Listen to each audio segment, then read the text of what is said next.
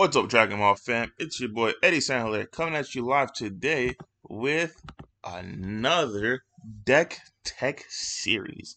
So, before we start this video, I want to give a shout out to one of the subscribers. I think his name was Jacob Gonzalez, if I'm not mistaken. I think that's what it was. Jacob Gonzalez. Shout out to him, man. He left it in the comment section below on the last video or the one before that he wanted me to go into blue, right? One thing I want to tell you guys is this is technically you guys' channel, right? Because without you guys, sorry for my daughter screaming in the background, but without you guys, I wouldn't be making videos. You see what I'm saying? So, with that being said, let's get right into it. We have today's segment. Of course, I just told you guys. Shout out to my boy Mr. Gonzalez one more time. He wanted to talk about blue, so let's talk about blue. Funny enough, this picture is a picture perfect way to lead into the segment because we're going to be playing in Zenkai Cup, right? Let me give it a little background real quick. So Zenkai Cup is very limited leaders. You can use obviously any Zenkai series leader, as well as the anniversary set boosted leaders, which is on the approved list itself. So, going through all of the blue decks itself, let's specifically talk about Zenkai Cup, right? We could come back and revisit blue after a ban list because I don't want to say certain decks because, like you guys know, I don't like to make videos and then it gets changed and then people watch in the future and they're like, man, that's not what happened. This is not what's gonna happen because something is gonna happen.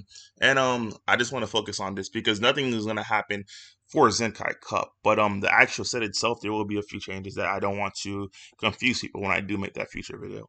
So let's get right into it, right?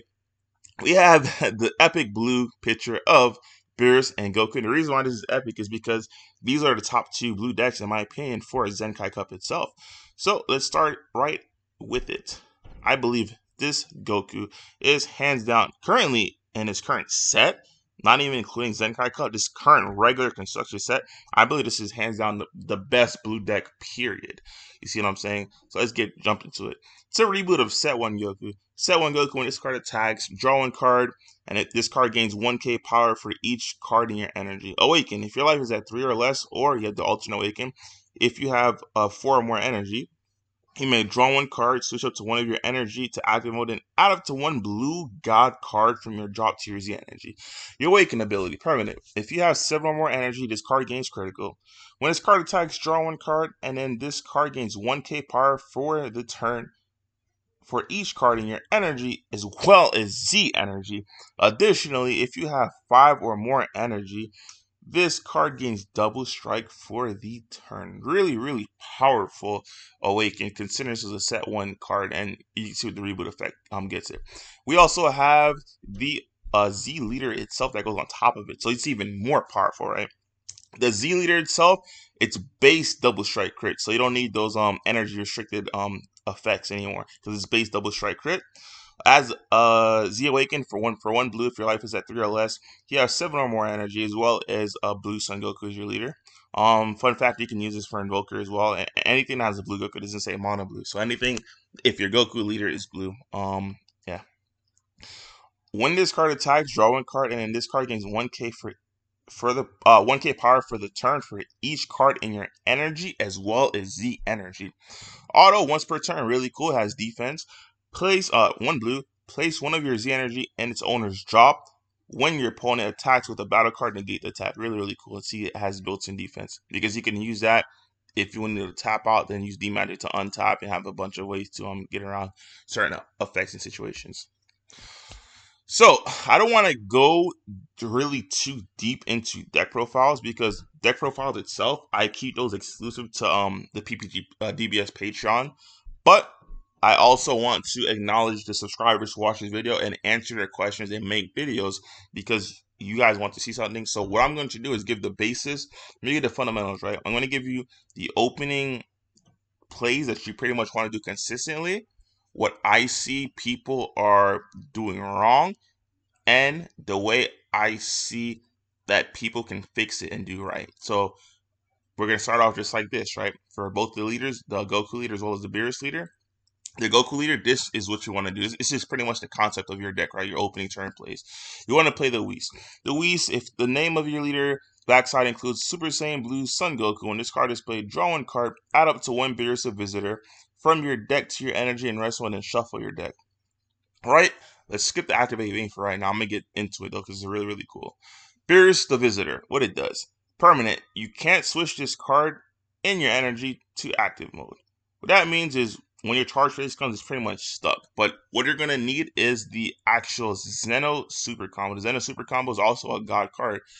Hint, hint, because your leader, when you awaken, puts one in the energy. When this card is placed in your energy, you can't place cards in your energy for the turn. So they have a really cool activate main, which without getting in trouble, I'm telling you guys right now to enjoy this while you can. Activate main, one blue. If the name of your leader's backside includes Super Saiyan Blue Sun Goku, draw one card, then place this card from your hand in your energy in a rest mode. So this game, right? Being both player and judge, I can tell you, this game is do as much as you can.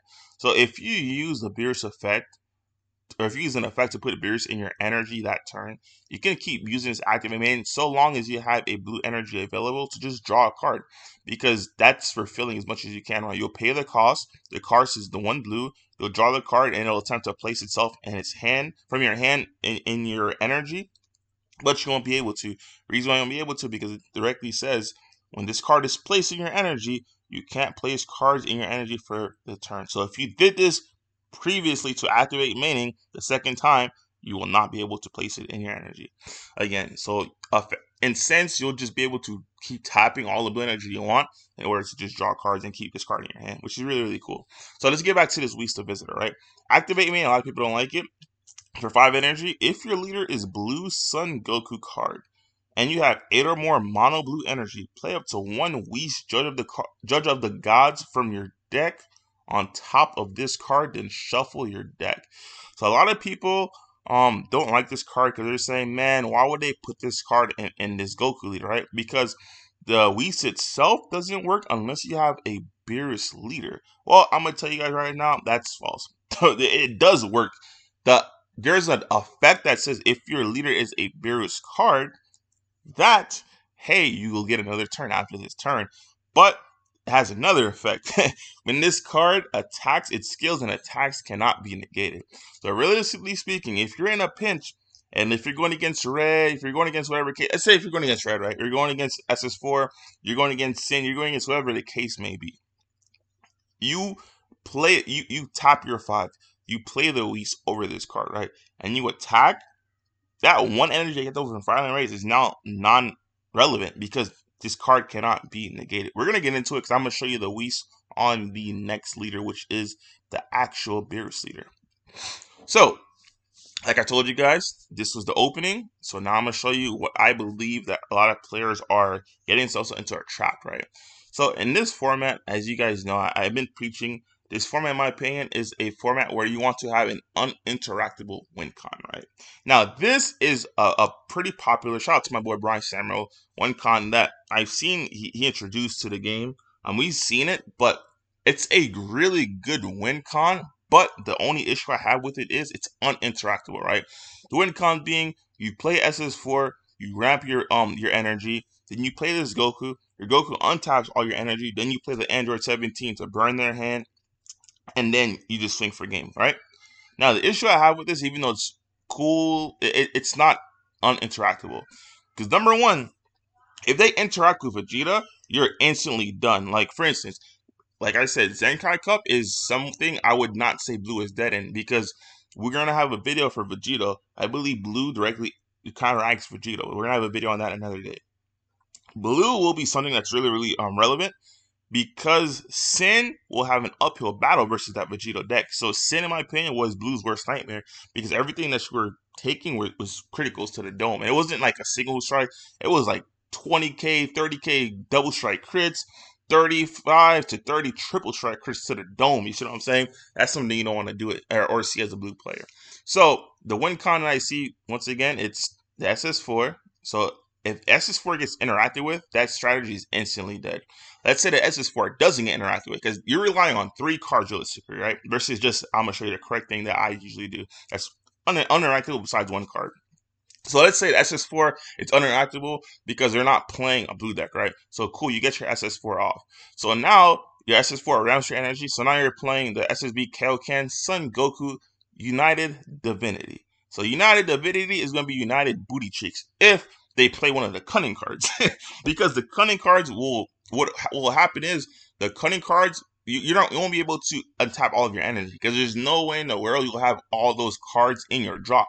Because for each energy you untap, you're going to have to warp 5 cards from your drop itself. Now, if they use multiple cunning cards, let's say if they use at least 2, because the thing about the cunning cards, the difference between those and the difference between the original ones, they're not really cunning, but they're the ones that if you untap an energy in your turn, I get to take an energy from your energy area and put it in drop.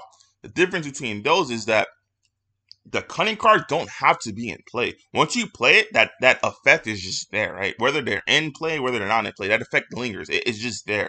So God forbid if someone plays 2 of those on you, for 1 energy you untap, for every 1 energy you untap, you have to warp 10 cards from your drop to your warp. Otherwise, you're not able to get it. So cool. You're saying no one's playing that? I'm good. I played the Goku. I untap all my energy. Now you have a third way that you get interacted with, which is Jiren. Because if you're going against a blue mirror match, 9 out of 10 times they're going to be maining Jiren, because they understand as a blue player, you're trying to take it to the long game, right? As well as if you're not, you can just combo the Jiren off. Even in pre-sideboard games, right? You're 100% going to see that. And it's more relevant in a blue mirror match, because blue understands they're going to take longer, and sometimes maybe yellow. So now you're going to try to play your 17. So now what happens if you 17 and then they hit you with the Jiren? It's like, yo, damn, you just did all of that for absolutely nothing. You see what I'm saying? Because your win con literally dependent on 3 cards versus this way, which in my opinion, it should just be 100% Android 17. That's it. Because if you Android 17 them, you'll be able to set up, because all this other extra energy you have, it's not included in the picture. You can play other unisons, such as the baby unison, to -5 it. So by the time you drop 17, you'll have your -5 off. And if they try to Jiren you, you get 8. You see what I'm saying? 8 for free, which is really, really good.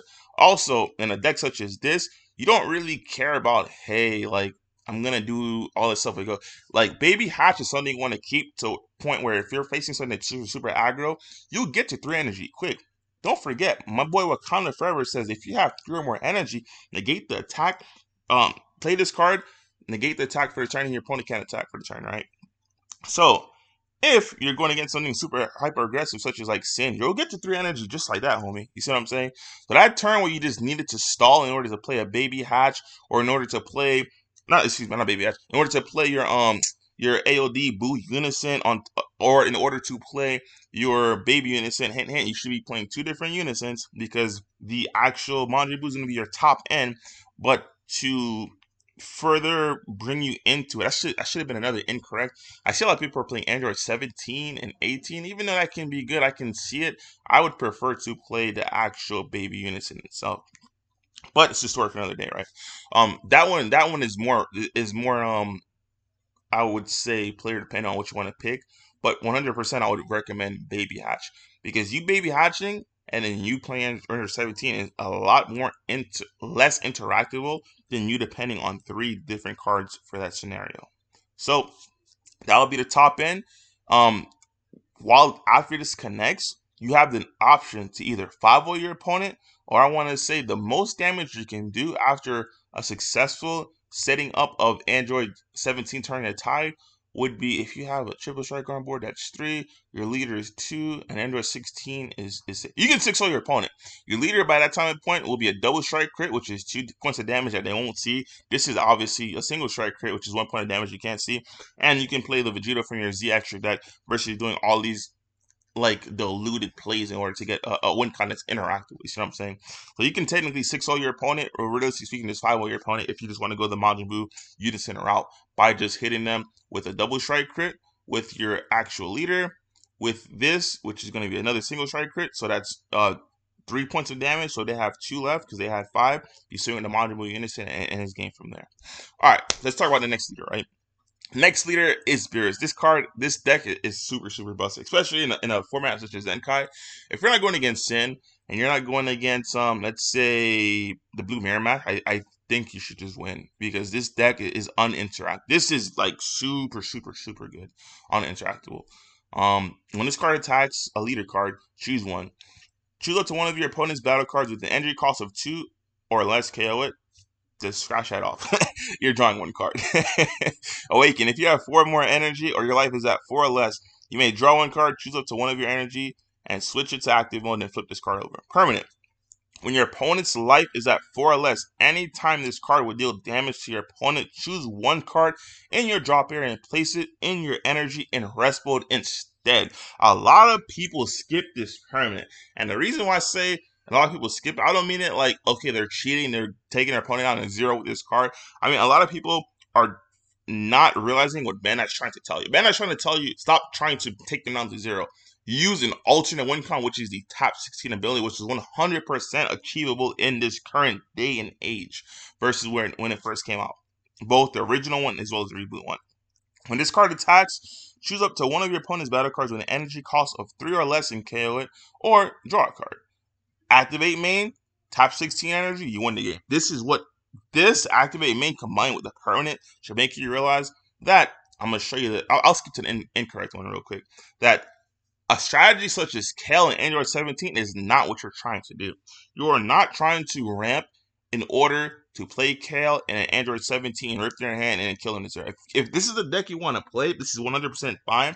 But a strategy that would be more efficient and more effective with these cards would be something such as the deck or the leader we just previously saw, like the actual Goku leader. You see what I'm saying? Versus this. This deck specifically wants to do this as their win con. You want to play the 6-drop SS4 Vegeta Rise of the Super Warrior. The same way before when we were saying this is not really a relevant.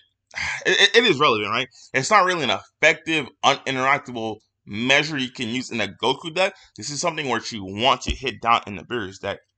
Because with this card, instead of playing, after you successfully play this card, instead of playing cards such as Android 17, your Goku Divinity Secret, you can just play the Whis and straight up take another turn, point blank, period. And not only that, this is the effect I was talking about before, right? Obviously a quad strike, when this card attacks and its skill cannot be negated. It says this card attacks and skills cannot be negated. Excuse me. So when this card attacks, it can't be negated. So it's a 40k to the dome. Remember I was talking about before when you activate main on that Whis and you play this on top of it in that Goku deck. Yes, you're going to get the auto that says when you play this card, if your leader is a Beerus, after this current turn ends, take another turn. You won't get that effect, but you will get the effect because it's a permanent. When this card attacks, and its skills cannot be negated. So it's just it's a 40k to the dome, be your burning hand. It's a quad strike. That's it. That's all I'm gonna say for that. But this is really see what you want to do with this, right?